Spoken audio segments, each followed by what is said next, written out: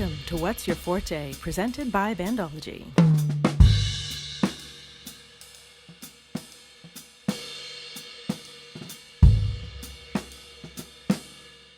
Welcome to the 5th episode of What's Your Forte. This week we have Ryan Meeboer. Ryan is a music educator who obtained his degree through the Ontario Institute of Studies in Education at the University of Toronto. As a composer, he has written and arranged many pieces for concert bands, jazz bands, and small ensembles. His young band pieces, including Last Voyage of the Sweet Anne's Revenge and Through the Eye of the Storm, have been well received by performers, educators, and audiences, and some of his pieces have even been found on festival syllabuses. As a performer, he has had experience in several groups, including concert stage, marching bands, chamber choir, vocal jazz ensembles, acoustic duets, and the Hamilton-based swing group, the Main Swing Connection. Ryan began studying music at the age of 7 through private guitar lessons. During his years in elementary school and secondary school, he gained experience in several families of instruments. Focusing on music education and theory, but also including composition and orchestration, he attended McMaster University to achieve his honors degree in music. He is currently teaching at Alexander's Public School in Burlington, Ontario, where he continues to practice his composing and arranging. I'm really excited to talk to Ryan Meeboer because as a young musician, I've played a lot of his pieces. So without further ado, let's jump into this week's episode on What's Your Forte. All right, so firstly, can you briefly describe your current position? So currently I am an elementary school music teacher. So I teach at the school I'm at, I teach 4 to 8 music, mostly instrumental. And that's pretty much my position at school. And then I'm also, I wouldn't say a full-time composer, so part-time composer with Eighth Note Publications. And then can you bring us back to the beginning of your musical journey? Like what made you pick up an instrument for the first time? Okay, there's kind of 2 stories behind that. So my mom's version of the story is that I had no other interests. So it was kind of like, you need to find something to do. So this was when I was around 7 or 8. That's about the time that Michael Jackson's Thriller was pretty big. So I was kind of like, I want to be in Michael Jackson's band. So then it was, let's learn how to play guitar. Okay, so that's kind of where I started. I can't remember if I was exactly 7 or 8. It was kind of around that time. So yeah, guitar was my very first instrument that I ever played. And those are basically the 2 versions of that story. So then what brought you to post-secondary? Like what inspired you to want to pursue it as its own individual thing and not just like a hobby? Yeah, so hands down, it was my high school music teachers, Mark and Janice Reese. When I was in grade 11, I was actually ready to drop music. I always enjoyed playing guitar, but taking music in high school wasn't exactly my favorite. Didn't really, honestly, have the best teachers up until Mark and Janice joined the school.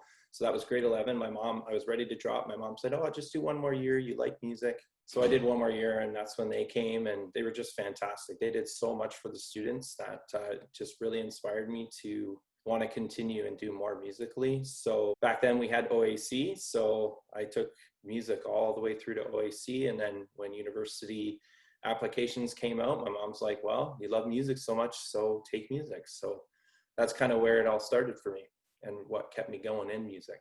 And so then after high school, you went to McMaster, right? Yes. What's that program like? It was a pretty good program. You know, once I found the teachers that I liked and the courses that I liked, that just kind of continued down that path. So for me, obviously, it was a lot of music education topics. So taking the methods courses, learning how to teach brass and woodwinds better to students, percussion. And I took a lot of the theory courses because they were kind of my favorite. I wasn't much into the music history just because mostly I have a really bad memory. So I couldn't remember any of the facts. You know, I can remember composers' names and stuff and some of the pieces that they wrote, but, you know, ask me to name off dates and all that sort of stuff, just forget about it. It's just not my thing. So theory kind of just sunk in for me. So it was kind of something I just figured I'd keep doing. And I personally enjoyed the program. I didn't think there was anything wrong with it. So had a good time with my friends. That's what matters most. Oh, that's great. And then after that, what brought you to Teachers College? I guess it was just kind of made sense. At the end of high school and throughout university, I was working for a music studio in Hamilton, teaching private guitar. So, you know, one-on-one half-hour lessons with students. I guess it just kind of became my forte. So just kind of made sense for me to continue getting into teaching. Honestly, throughout university, I thought I would start getting more into full-time composing kind of thing. But then with all the education stuff I was doing, it just kind of made sense that that was something that I should be doing. So I guess that's pretty much how it came through. I didn't really take any other subjects in university. I started out my first year because you only had I had a lot of math to fill up my schedule. But then after first year, I just kind of dropped all that and just focused on music. So after Teachers College, what brought you to your current position at Alexander's? So I actually got lucky. It's a lot more difficult now for people to get into the teaching profession because there's so many steps that they have to go through now just to make sure that they get where I am today. So I actually got lucky. Through Teachers College, I had a good position at a school in Toronto, and the administrator there was fantastic, and she came in and watched me teach some classes, and she was a great reference on my resume. So pretty much right after Teachers College, I landed a job with the Halton District School Board in Oakville. So that was not full-time music, it was like music and some grade 8 subjects. So that's kind of how I got my foot in the door. So I was there for 4 years, moved to another school for 5 years, and then before me at Alexander's, two fantastic music teachers, Carolyn Lewis and Jane Walmsley, both retired now, very well known with the Ontario Music Educators Association. And I just kind of hinted to them that, it'd be great to be teaching at Alexander's. And I guess the word just kind of got around, and when a position opened, I was able to get an interview there, and I've been at Alexander's now for 10 years. So it's nice for me. It's close to home. I don't have to go very far. A fantastic program. I have great support from all the administrators I've ever had at the school. And the program is growing, comes to a grinding halt this year, but and probably next year too. So hopefully it's something that I'll be able to keep doing a couple of years down the road. That's awesome. And then when did Eighth Note Publications and getting your works published, when did that kind of come into the mix? Do you want like the whole backstory of how I became a composer, or just how I got in at Eighth Note? The whole backstory. The whole backstory. Okay, so I actually started writing about my 3rd year at McMaster. I had a friend, Jim Howard, who's actually Jim Howard Jr. Jim Howard is the director of Music Fest Canada. So his son and I became friends in university. He was a bass player. He wanted to put a little jazz group together. So he managed to put together a great group of guys. And then that was about the time that the neo swing era was really big with the Gap commercials and Brian Setzer. It was massive. So I said, hey, I got a few charts I've put together for this group, and said, we'll just grab a vocalist. And so we started doing that, and I just kept writing tunes and arranging tunes that people like to hear on the radio and whatnot. So that's kind of where it started, writing for that 7-piece band. And then when I got into school and started teaching, I looked at some of the scores of some of the stuff that was recommended to me by one of my practicum teachers. I just looked at and I was like, wow, this looks really easy. Like, no problem, I could do this. I wrote for a 7-piece band. Really, this is a 5-piece band with percussion. So I just started going home and plunking out ideas, put a few pieces together that my band played at Kiwanis. And then and one of the days we did Kiwanis was actually at McMaster University. So while we were there, I went upstairs and talked to one of my former professors, and he actually suggested, hey, have you ever heard of Eighth Note? Maybe you should try submitting to Eighth Note Publications. So I'm like, oh. So I looked him up, sent in some of the stuff that I had written, and Dave Marlatt was awesome, picked up one of my pieces. And then a couple of years later, he started to put out more concert band music, and he's like, hey, do you have anything you want to submit? And I'm like, sure, I've been working on some of these pieces. So the second round with Eighth Note was when Last Voyage of the Queen Anne's Revenge was published, and that's probably my most famous piece. It's on the Music Fest Canada syllabus now, so it's probably the one that kind of really got me out there. From there, I just continued to write, and Dave and I bounced back and forth with ideas on my writing, and just trying to develop from there. And do you have any major influences or mentors in your life? Like, I know you mentioned your high school music teachers and people like that. Is there anyone that really influenced you to where you are today? Yeah, so other than Mark and Janice, Dr. Kinder, who was a university professor, I did a few things with Dr. Kinder, did orchestration with him while I was there, and some philosophy of music education course. He was also my brass methods teacher. I just liked how Dr. Kinder was. He was very calm, and he was very respectful to his students, just kind of got to the point, right? He didn't dilly-dally around a lot of stuff. But personally, he was my favorite teacher that I had in university. For all my theories, courses and stuff, it was kind of different teacher every year. So probably my favorite theory teacher there was John Kucherin. The year after I had him, he got a position down in the States. So that was kind of a shame because I could just sit, the way he just described things, for me personally, I could sit and just absorb everything that John said. So it just, and other students, my classmates would be like, how do you do that so fast? I'm like, I just get it. Like, just when he explains it, I can just sit there. It's like, some kids with math can just sit there, not take a single note. And when the teacher explains it, they're like, yes, I get this. That's how I was with John. That was my romantic music theory class. And then obviously Mark and Janice were just fantastic. Mark and Janice just did so much. Like, they did so many groups. We had so many bands. We had so many choirs. They just provided so many opportunities for their students. And I just ate everything up that they provided for us. So when I go to teach myself, that's who I envision myself being, is that kind of teacher that just really can inspire students to make them go, you know what, I really enjoy music. It's something I want to do, right?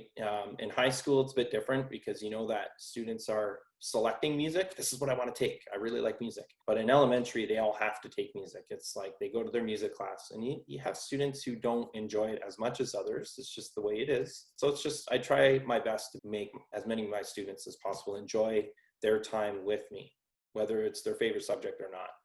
So that's probably it.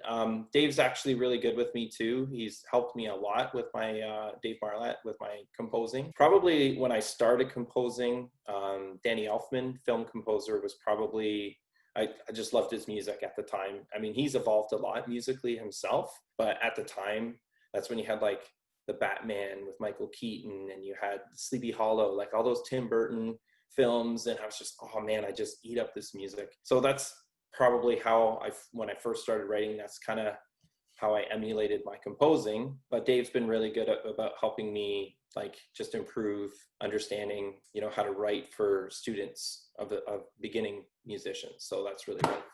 I guess those probably would be my biggest influences that I can think of right now. Awesome. So that brings us to the halfway point, which is what's called the Fast Five Rapid Round. Yep. So the point of this is to say the first thing that comes to your head, and there's no time limit, but it's supposed to be the first thing that comes to your brain. Okay? Yeah. Right. Favorite concert you attended? That's a tough one. I'd have to say Van's Warped Tour, and I saw two of my favorite bands at the time was Real Big Fish and Goldfinger, and it was also enjoyable because my wife purchased the tickets for our anniversary, so it was super exciting, and the two of us drove up there and had a good time. Your musical inspiration growing up? I don't know. Well, I guess I'd have to say Michael Jackson. I guess that's because the story, right? That's where I started. I loved Michael Jackson. I think every kid did. So that's where it began. You already mentioned Danny Elfman, but your favorite movie soundtrack?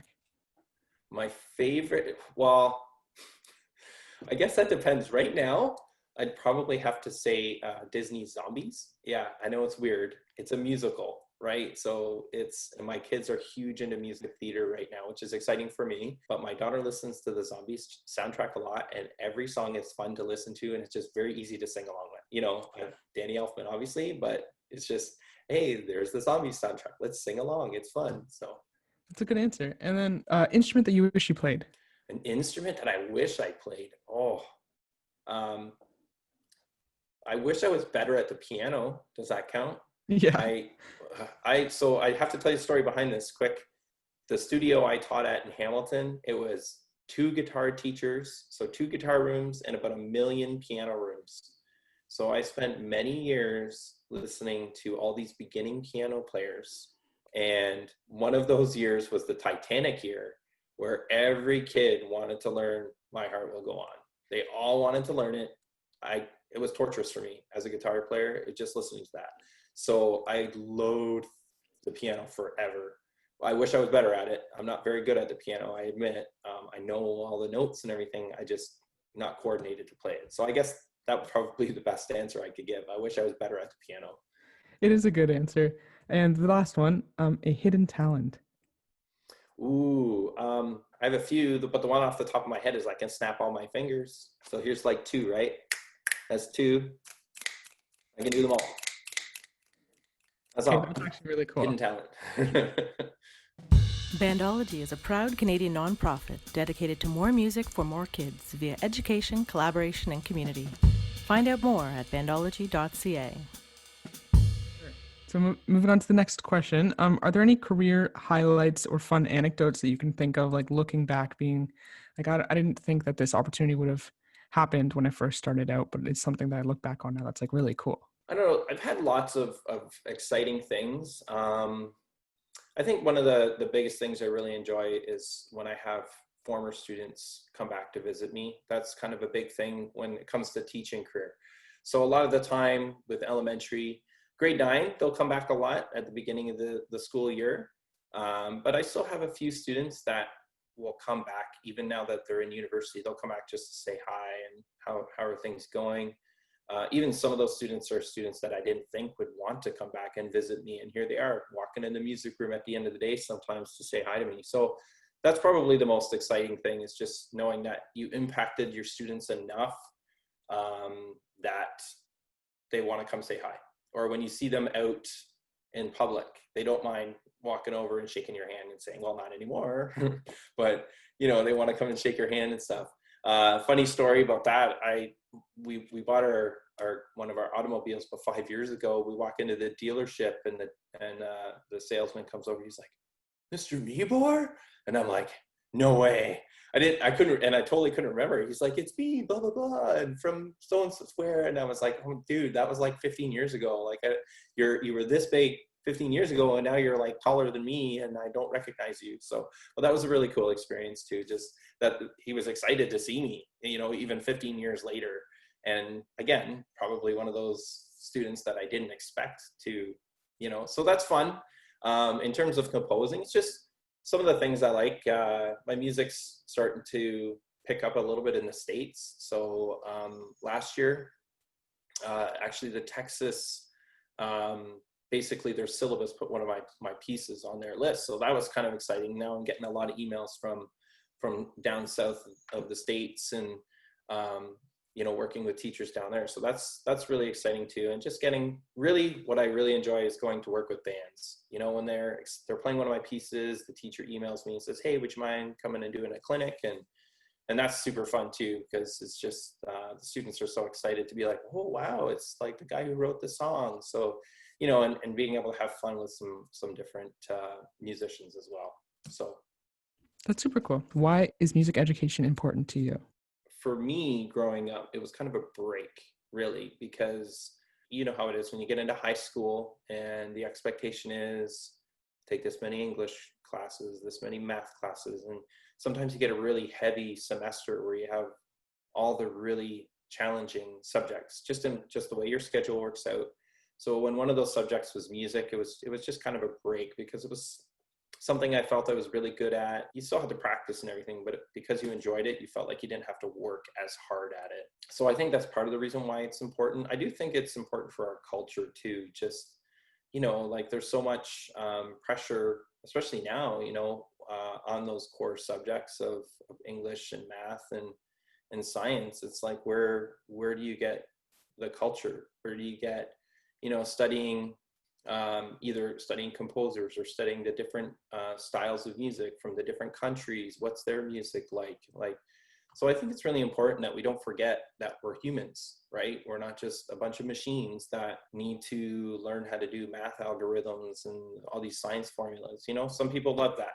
I'm not saying that at all. There's a lot of people that are like that, but I think it's important that people understand our culture and they enjoy life just as much as learn. So, and that's why, like I said, I have students that come to my class and music's not their favorite subject, but I try to make it fun. So I try to do fun things while we're learning music as best I can, because they need to understand that there's got to be some fun when you're going to school too.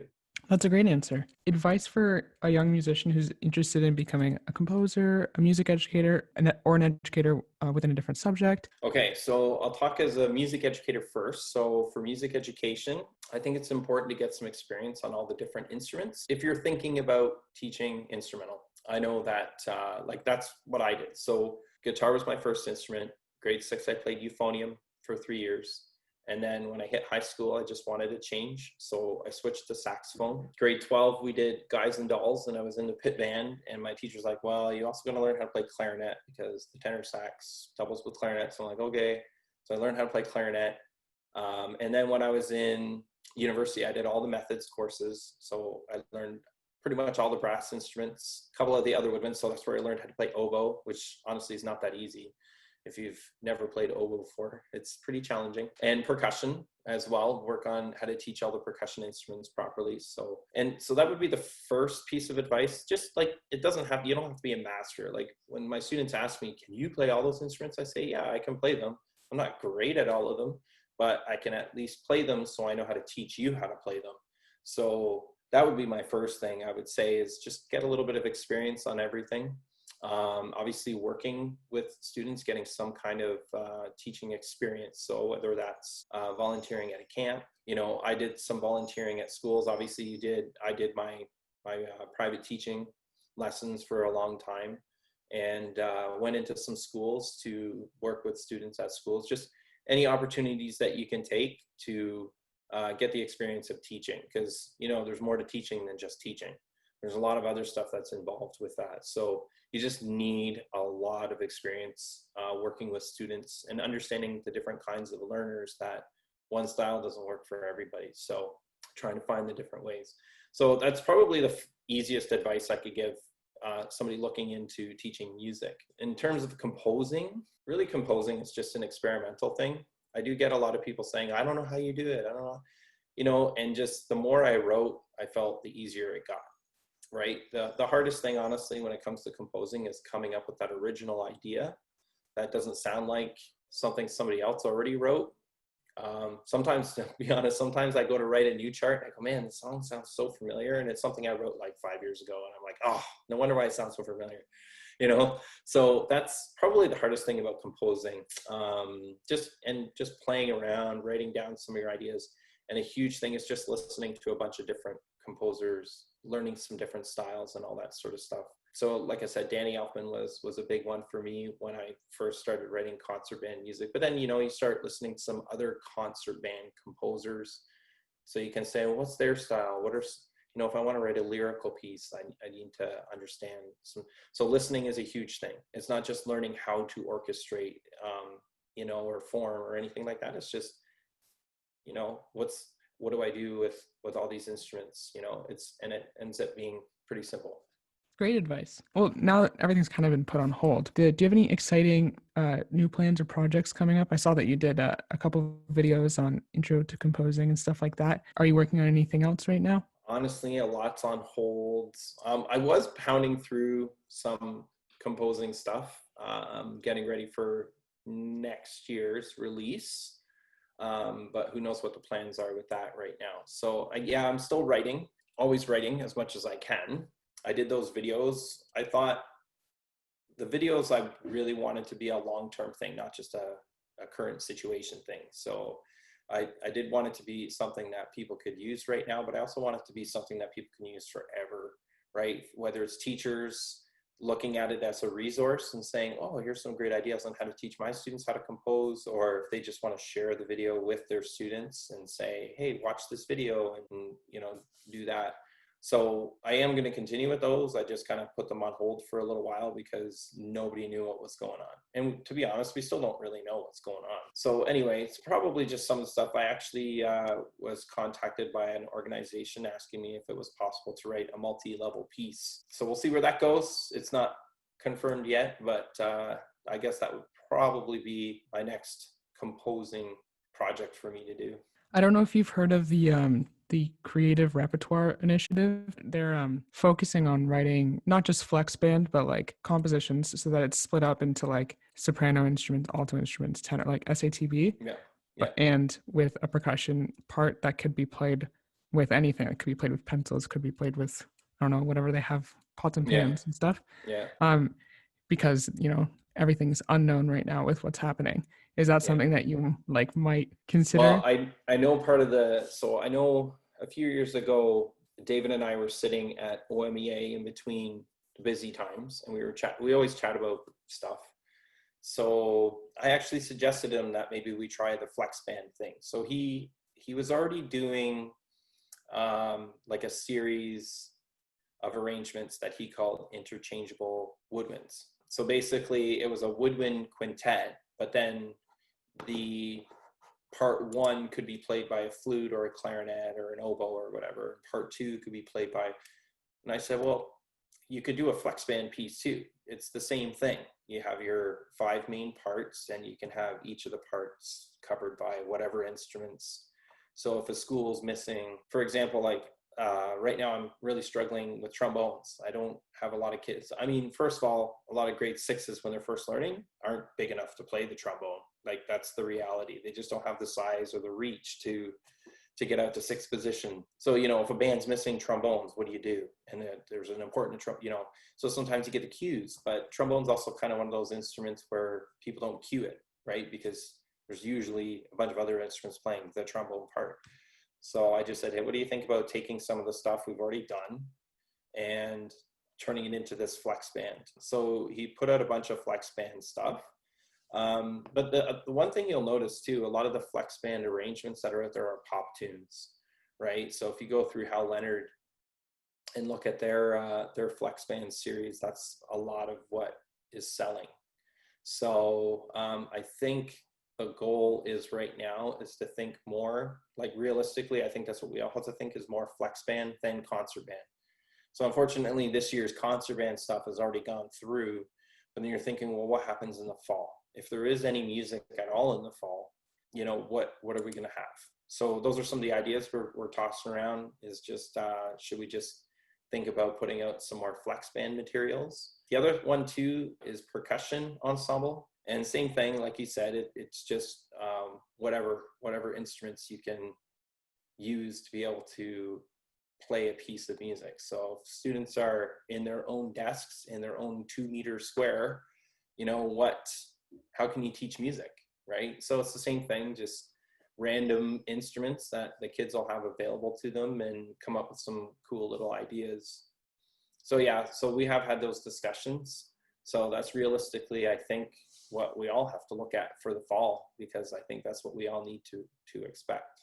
That's awesome. And we're adapting. Yeah. So that brings us to the end of the questions. But if people want to find out more about you or get in touch or anything, where can they go? Probably the best would just be my website, which is just ryanmeeboer.com. I know it's easy to find on Google these days, so usually it's the first hit, so that's probably the best way to get in touch with me is just via the email that's there. And I, try my best to respond between that. And, it's basically 2 careers, right? I got my teaching career and composing career. So, response time, as you know, sometimes isn't always the quickest, but I try my best to get back to everybody. And so that's probably the best thing to do. Awesome. Well, thank you for taking the time to chat with me and give your wisdom for different advice and whatnot. Big thanks again to Ryan Meeboer for taking the time to chat with us and being a guest on What's Your Forte. If you want to stay up to date on all What's Your Forte episodes, you can subscribe to us on YouTube, or you can follow us on your favorite podcasting platform. Once again, I'm your host, Megan Harden, and I'll see you next time. Thanks for joining us on What's Your Forte, presented by Bandology. If you liked what you heard, you can find out more about this series and our organization at bandology.ca, which features information about research, advocacy, and music education, and our band camp and play a gig programs. Follow us on social media for more videos and performances on Instagram and Facebook.